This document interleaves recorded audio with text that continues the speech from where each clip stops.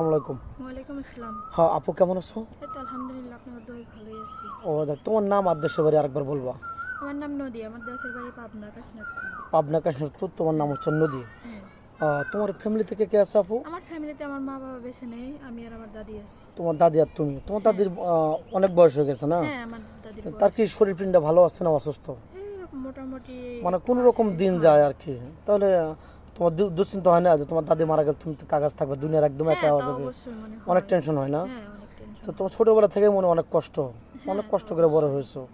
আর তুমি এখন একটু কি চাচ্ছ, যে একটু শান্তি, একটু ভালো একটা মনের মানুষ হ্যাঁ, না? আমার বান্ধবী করে বিয়ে হয়েছে, এখনো এখনো আমি তোমার সাড়া বিয়ে পাই হয়নি? নাই। ওদের টাকা পয়সা আছে, হ্যাঁ।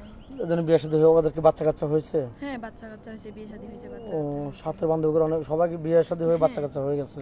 তো যাই হোক, তুমি কি ধরনের মানুষ চাচ্ছ? অনেক সুন্দর লাগবে, স্মার্ট লাগবে, না বয়স্ক না, লাগবে? আমি স্মার্ট মানুষ চাই না, মানে আমি চাই যে যে সে আমাকে ভালোবাসুক, মানে সে বয়স্ক হোক আর ই হোক। একটু বয়স হলে সমস্যা হ্যাঁ, নেই, 30-40 হলে সমস্যা নেই, শুধু তার মনটা ভালো হতে হবে। হ্যাঁ। তুমি ইতিম মানুষ, তোমাকে যেন কষ্ট না দেয় ভবিষ্যতে, নাকি? হ্যাঁ, তুমি কি যৌথ ফ্যামিলি ভালো লাগে, না তোমার সিঙ্গেল ফ্যামিলি ভালো আমার লাগে? যত ফ্যামিলি ভালো যে লাগে। সবাইকে নিয়ে তুমি আগলে রাখবে, যত যেহেতু আমার তোমার মা দুনিয়াতে বাবা কেউ বেঁচে নেই, নেই। তাদের ভালোবাসাটা তুমি পেতে চাও, হ্যাঁ।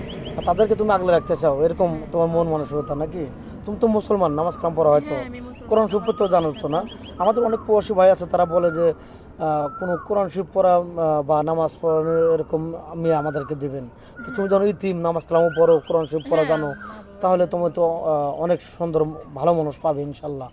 তো যাই হোক, বাংলাদেশের 64 জেলা কোন জেলা তোমার ভালো লাগে?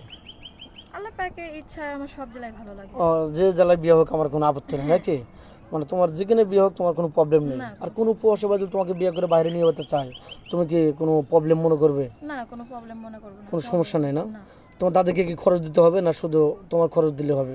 দাদিকে দিতে হবে না, দাদি। টুকটাক যদি তার ভালো লাগে, মন থেকে যদি দিতে মন চায়, নাকি? হ্যাঁ। তোমার কোনো জোর জোর মানে কিছু নাই? না। আচ্ছা, অনেক প্রবাসী ভাই আছে, তার ওয়াইফ কষ্ট দিয়ে আরেক ছেলে হাত ধরে চলে গেছে, তাকে সর্বশান্ত করে একটা 3 বছর 5 বছরের বেবি আছে, এরকম থাকলে কি তোমার চলবে?